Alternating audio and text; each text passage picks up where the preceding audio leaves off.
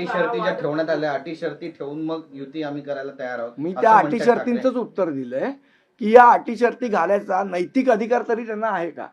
ज्या लोकांनी एवढ्या लोकांना फसवलेलं आहे त्यांना कुठली अटी शर्ती टाकायचा नैतिक अधिकार आहे का, हा महत्वाचा विषय आहे. तुम्ही हे जे काही विश्वास अविश्वासाचे किंवा वादाचे मुद्दे सांगतात पण दोन्ही ठाकरे, राज ठाकरे आणि उद्धव ठाकरे सांगतात की आमच्यातले किरकोळ वाद आहेत ते आम्ही मिटवू, म्हणजे वाद मिटवायला दोघे तयार आहेत. हे जे वादाचे मिटवावेत, आनंदच आहे महाराष्ट्राला. पण त्यात अटी शर्ती टाकल्या त्या पटणाऱ्या आहेत का? मी मुळात तेच सांगितलं ना, आणि त्याच्यात मी अटी शर्तींचंच उत्तर दिलं तुम्हाला गिरीशजी.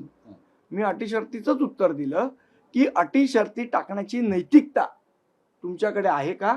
त्या नैतिकतेने तुम्ही आतापर्यंत वागलात का? बघा, अटी शर्ती कोण टाकू शकतं किंवा कोण बोलू शकतं? ज्यांच्याकडे नैतिक पाठबळ असेल, नैतिक अधिष्ठान असेल. ज्यांच्याकडे नैतिक अधिष्ठान नाहीये, ज्यांनी नैतिकतेला वाऱ्यावर सोडून आतापर्यंत वागलेले आहेत. दुसरी महत्वाची गोष्ट 2012 मधली सांगतो तुम्हाला.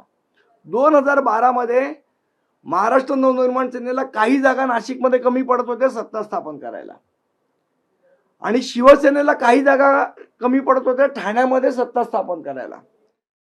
महाराष्ट्र नवनिर्माण सेनेने शिवसेनेला ठाण्यामध्ये पाठिंबा दिला, पण शिवसेनेने महाराष्ट्र नवनिर्माण सेनेला नाशिकमध्ये पाठिंबा दिला नाही.